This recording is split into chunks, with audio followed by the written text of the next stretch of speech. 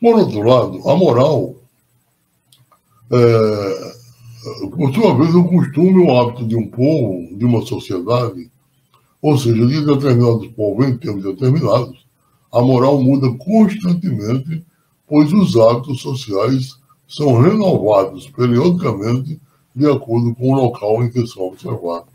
Ou seja, a moral, ela advém dos costumes e do hábito de um povo. Ou seja, à medida que as sociedades vão evoluindo, os costumes vão modificando e vão se adequando e adaptando à vivência da sociedade, mas a boa vivência para o bom relacionamento entre os seus habitantes. Então, é necessário que verificar que a moral diz do comportamento do homem em sociedade, limitando suas ações a um código de conduta de ética. Vemos que ambas, tanto a moral como a ética, remetem a um conjunto de julgamentos relativos ao bem e ao mal, para orientar a conduta dos seres humanos.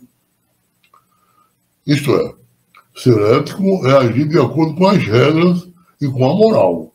Nesse sentido, o que é moralmente correto é estabelecido de acordo com cada sociedade, pois o que é certo em algumas comunidades pode ser errado em outras.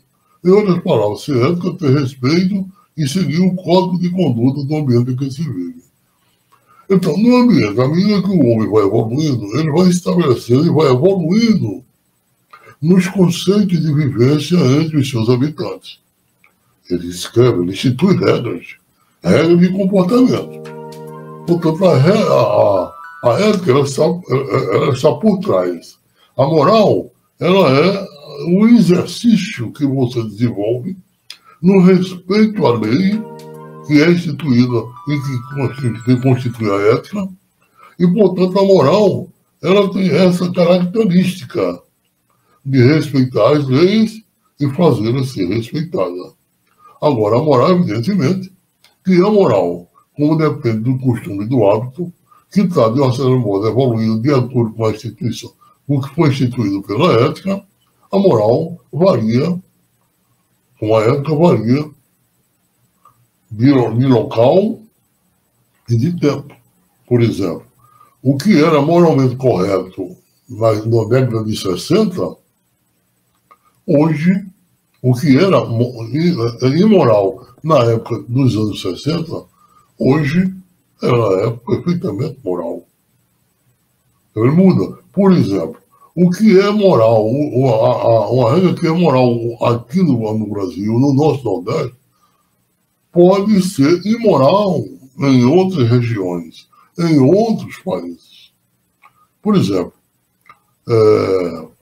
na seita islâmica, até uma determinada época, não sei se ainda é estabelecido pelo Corão, que era passível, era moral, o homem ter várias mulheres, ter várias esposas. Mas isso lá para esses países era moral o exercício da poligamia, enquanto no Brasil era imoral e ainda hoje é considerado imoral. Resumindo, a moral é um conjunto de regras estabelecidas em sociedade baseada na necessidade do bom relacionamento de seus elementos e nos costumes. No bom relacionamento dos seus elementos e nos costumes. Portanto, aquilo que é mal do relacionamento não é constituído a moral. Os costumes, eles evoluem, inclusive de região para região.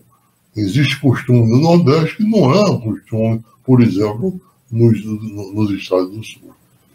Assim, se seguimos as regras estabelecidas na sociedade e não fugimos delas, somos pessoas morais. Mas se, ao contrário, as infringimos, somos considerados imorais. Então, a imoralidade vem da consciência que a gente tem das leis e, quando a gente infringe essas leis, nós somos pessoas imorais. Portanto, conhecer, compreender e obedecer são condições necessárias para sermos considerados pessoas morais. É interessante notar que se não temos consciência e compreensão delas e as infringimos, não somos imorais, mas amorais. Por exemplo, a criança e o idoso com mal de Alzheimer são pessoas amorais. Elas infringindo a lei, elas não têm a mínima consciência do significado do que elas fazem. Portanto, elas não são morais, nem são imorais.